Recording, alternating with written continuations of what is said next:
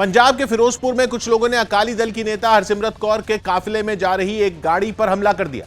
बताया गया कि जिस गाड़ी पर हमला किया गया उसमें अकाली दल के नेता नोनी मान भी सवार थे और जैसे ही उनकी गाड़ी फिरोजपुर में दाखिल हुई तो कुछ लोगों ने उस पर धावा बोल दिया। हाथों में किसान संगठनों के झंडे लिए उन लोगों ने गाड़ी में जमकर तोड़फोड़ की। जब तक गाड़ी हमलावरों की पहुंच से दूर नहीं हो गई तब तक वो लोग गाड़ी के पीछे दौड़ते रहे। आरोप है कि इस हमले से पहले अकाली दल के नेता नोनी मान की गाड़ी पर फायरिंग भी की गई। हरसिमरत कौर के काफिले में ये गाड़ी सबसे पीछे चल रही थी जिसे हमलावरों ने निशाना बनाया। नोनी मान ने इस हमले के लिए आंदोलन कर रहे किसान संगठनों को जिम्मेदार ठहराया। हरनेक सिंह किसान यूनियन का लीडर है, ਉਹਦੇ ਨਾਲ भी 25 अनपਛਾਤੇ ਬੰਦੇ ਸੀ किसान यूनियन ਦੇ जिन्हों ने अटैक किया। वहीं अकाली दल के नेता सुखबीर बादल ने एक ट्वीट कर इस हमले के लिए कांग्रेस विधायक परमिंदर सिंह पिंकी को जिम्मेदार ठहराया। साथ ही उन्होंने पंजाब के मुख्यमंत्री चरणजीत सिंह चन्नी से कांग्रेस विधायक के खिलाफ कार्रवाई की मांग भी की। राजस्थान में पेट्रोल और डीजल की कीमतों पर सियासत और तेज हो गई। मुख्यमंत्री अशोक गहलोत ने प्रधानमंत्री को चिट्ठी लिखकर एक्साइज ड्यूटी और घटाने की मांग कर दी तो बीजेपी के कार्यकर्ता राज्य सरकार के विरोध में सड़कों पर उतर आए और जयपुर में मुख्यमंत्री अशोक गहलोत के घर की तरफ मार्च शुरू कर दिया। न तो पुलिस की तैनाती बहुत बड़ी तादाद में थी और न ही सैकड़ों लोगों को संभालने के इंतजाम दिखे। पुलिस वाले हाथों में लाठियों को आगे कर एक कतार में खड़े हो गए। प्रदर्शनकारियों की भीड़ ने आते ही पुलिस वालों को धकेलना शुरू कर दिया। सैकड़ों प्रदर्शनकारी एक साथ पुलिस वालों को धकेलने की कोशिश करते रहे। कभी पुलिस वालों का पलड़ा भारी दिखता तो कभी प्रदर्शनकारी ज्यादा जोर लगाते दिखने लगते। बीजेपी की मांग है कि गहलोत सरकार भी पेट्रोल और डीजल पर वैट घटाकर लोगों को राहत दे। राजस्थान के गहलोत साहब से हम विनती करने गए थे, उनको नींद से जगाने गए थे और आग्रह करने गए थे वैट की दरों में कमी कर उपकार करो। मुख्यमंत्री अशोक गहलोत ने भी पेट्रोल डीजल पर केंद्र के रवैये को गैर जिम्मेदाराना बताया। आप रोज प्राइस बढ़ा रहे, रोज प्राइस बढ़ा रहे। प्राइस बढ़ाई आपने 25 रुपए मान लो एक साल में और 5 रुपए कम कर दिया। एक बार फिर उन्होंने राज्य सरकार के बजट की दुहाई दी। मतलब हमारी रेवेन्यू उनके फैसले से 1800 करोड़ कम हो गई। जबकि सड़क पर उतरी बीजेपी ने धमकी दी कि अगर राज्य सरकार ने वैट कम न किया तो राज्य में बड़ा आंदोलन होगा। देवेंद्र फडणवीस और नवाब मलिक के बीच चल रहा वार पलटवार तेज हो गया। नवाब मलिक ने इस बार देवेंद्र फडणवीस पर ऐसे आरोप लगाए कि देवेंद्र फडणवीस के समर्थन में बीजेपी के कई नेता सड़क पर उतर आए और मुंबई में आंदोलन शुरू हो गया, जिसकी शुरुआत मुंबई के नरीमन पॉइंट पर बने बीजेपी दफ्तर से हुई। बीजेपी के नेताओं और कार्यकर्ताओं का हुजूम जमा हो गया और नवाब मलिक के खिलाफ नारे गूंजने लगे। बड़ी बड़ी तख्तियां भी बनाई गईं जिन पर नवाब मलिक के खिलाफ नारे लिखे गए। कुछ देर नारेबाजी के बाद नवाब मलिक का पुतला भी फूंका गया। मैं आपको दिखा रहा हूं मुंबई बीजेपी अध्यक्ष मंगल प्रभात लोढ़ा की अगुवाई में बीजेपी की यूनिट नरीमन पॉइंट में पुतला जला रही है। बीजेपी की मांग है कि नवाब मलिक को महाराष्ट्र के मंत्रिमंडल से हटाया जाए। मुख्यमंत्री को तुरंत नवाब मलिक जी को अपने मंत्रिमंडल से निकालना चाहिए। यह हंगामा तब शुरू हुआ जब नवाब मलिक ने देवेंद्र फडणवीस पर कई गंभीर आरोप लगाए। देवेंद्र जी, आप मुख्यमंत्री रहते हुए इस महाराष्ट्र में आपने सारे क्रिमिनल लोगों को सरकारी पदों पर बिठाया, जाली नोट का नेक्सस आपने चलवाया, आपने रियाज भाटी के जरिए पूरी उगाही का काम किया। नरीमन पॉइंट दफ्तर के बाहर जुटे बीजेपी के कार्यकर्ता नवाब मलिक के घर तक जाना चाहते थे लेकिन पुलिस ने कड़े इंतजाम किए। लेकिन हंगामा केवल नरीमन पॉइंट के बीजेपी दफ्तर पर नहीं बल्कि महाराष्ट्र की सियासत में ही शुरू हो गया।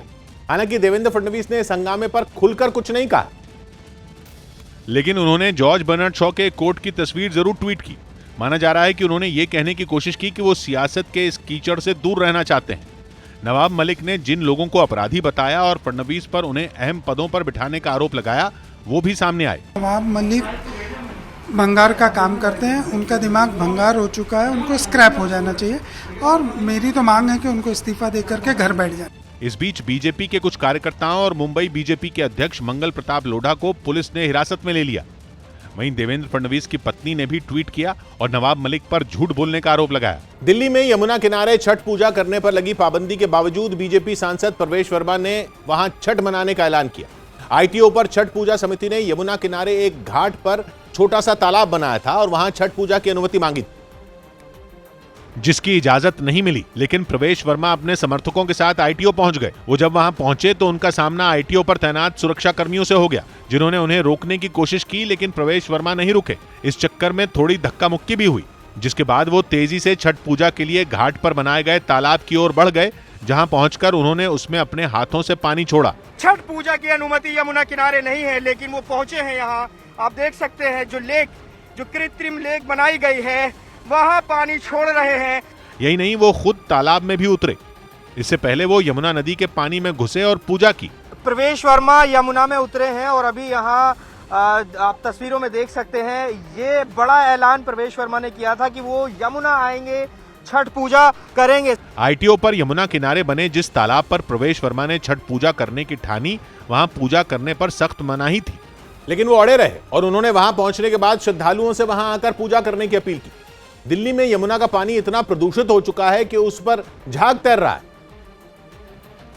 और यमुना किनारे छठ पूजा करने पर अड़े प्रवेश वर्मा ने इस मुद्दे पर केजरीवाल सरकार को घेरा और आरोप लगाया कि उन्होंने यमुना की साफ सफाई पर ध्यान नहीं दिया। केजरीवाल ने मां यमुना को साफ नहीं किया, मगर आपके बेटे परवेश ने ये घाट में साफ सफाई करी है, ये पानी साफ भरा है, आप यहाँ पर पूजा की। यही नहीं, उन्होंने दो टूक कह दिया कि वो यमुना किनारे अलग से बने इस तालाब में पूजा करके ही मानेंगे। हमें किसी की कोई इजाजत नहीं चाहिए, हमें भगवान की इजाजत चाहिए। ये हमारा त्योहार है, ये कोई राजनीति नहीं हो रही है। दिल्ली में यमुना किनारे छठ पूजा पर भले ही रोक हो, लेकिन अलग अलग पार्कों और दूसरी जगहों पर घाट बनाकर पूजा करने की इजाजत दी गई थी। लेकिन जिन जगहों पर रोक लगी थी वहां भी लोग बाहर निकल आए, जिनमें दिल्ली का त्रिलोकपुरी इलाका भी शामिल है, जहां कुछ लोग पूजा करने पर अड़ गए तो पुलिस को दखल देना पड़ा। पुलिस ने वहां पहुंचे श्रद्धालुओं को रोकना शुरू किया।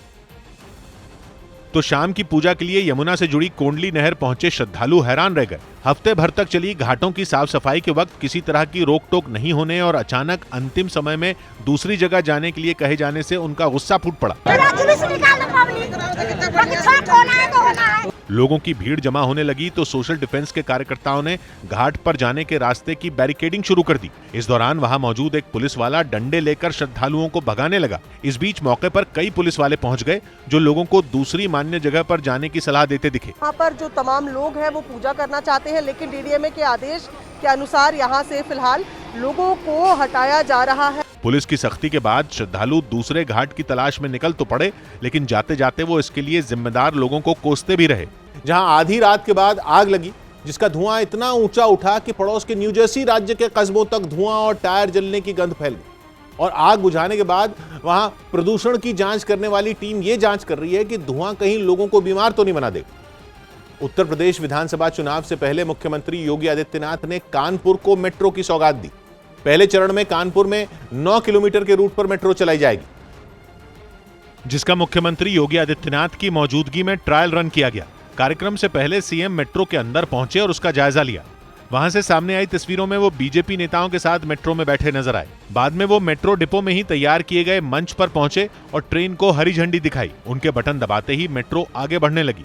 ट्रायल रन शुरू होने के बाद अब जल्द ही मेट्रो को आम लोगों के लिए भी शुरू कर दिया जाएगा। मध्य दिसंबर तक आधिकारिक तौर पर लोगों के लिए ये शुरू हो जाएगा। मेट्रो के बहाने मुख्यमंत्री ने समाजवादी पार्टी पर भी जमकर निशाना साधा। इसलिए सरकारें थोड़ा भी प्रयास करती तो इसका लाभ बहुत पहले कानपुर वासियों को प्राप्त हो जाना चाहिए। जवाब में अखिलेश यादव ने भी उन पर तंज कसा और कानपुर मेट्रो को अपनी सरकार की देन बताया। महाराष्ट्र में रोडवेज कर्मचारियों की हड़ताल से लोगों की परेशानी बढ़ गई। राज्य में अधिकतर जगहों पर महाराष्ट्र रोडवेज की बसें नहीं चल रही हैं क्योंकि उसके कर्मचारियों का मुंबई में आंदोलन जारी है, जिससे बसों में यात्रा करने वाले लोगों की परेशानी दुगनी हो गई, जिसकी कुछ तस्वीरें अहमदनगर से भी सामने आई। वहां लोग अपनी मंजिल पर पहुंचने के लिए कई घंटों तक स्टैंड पर बस आने का इंतजार करते दिखाई दिए। काफी देर बाद कोई बस आई भी तो वो उस पर इस कदर टूट पड़े जैसे उन्हें कोई कीमती चीज मिल गई हो। कुछ लोगों ने यात्रियों की इस मजबूरी का फायदा भी उठाया। पुणे जाने का है, कहाँ का बोल रहे 700 पुणे। बस अड्डों पर मौजूद महिलाएं भी परेशान होती दिखी। इस बीच महाराष्ट्र के मुख्यमंत्री उद्धव ठाकरे ने प्रेस स्टेटमेंट जारी कर रोडवेज कर्मचारियों को भरोसा दिया कि राज्य सरकार उनके साथ है, इसलिए वो अपने काम पर लौट आए। लेकिन मुंबई के आजाद मैदान में महाराष्ट्र रोडवेज के कर्मचारियों का आंदोलन जारी रहा। वो हजारों की तादाद में वहां जुटे। प्रदर्शन कर रहे इन कर्मचारियों की मांग है कि उन्हें सरकारी कर्मचारियों की तरह सुविधाएं दी जाएं, जिनका साथ देने के लिए महाराष्ट्र विधान परिषद में नेता विपक्ष प्रवीण दरेकर समेत बीजेपी विधायक गोपीचंद पडलकर और किरीट सोमैया भी वहां पहुंचे, जिन्हें मंत्रालय के बाहर ही पुलिस ने बैरिकेडिंग कर रोक दिया।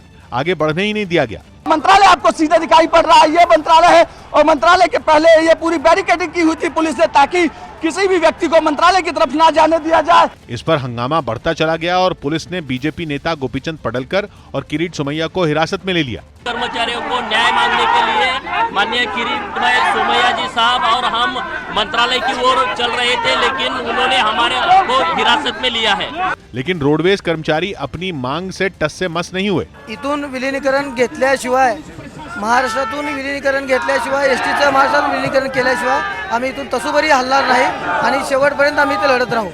हंगामे को शांत करने के लिए बीजेपी के दोनों नेताओं को पुलिस की बस में बैठाकर वहां से थाने ले जाया गया। लेकिन महाराष्ट्र स्टेट रोडवेज के कर्मचारियों का आंदोलन खत्म होने का नाम ही नहीं ले रहा है।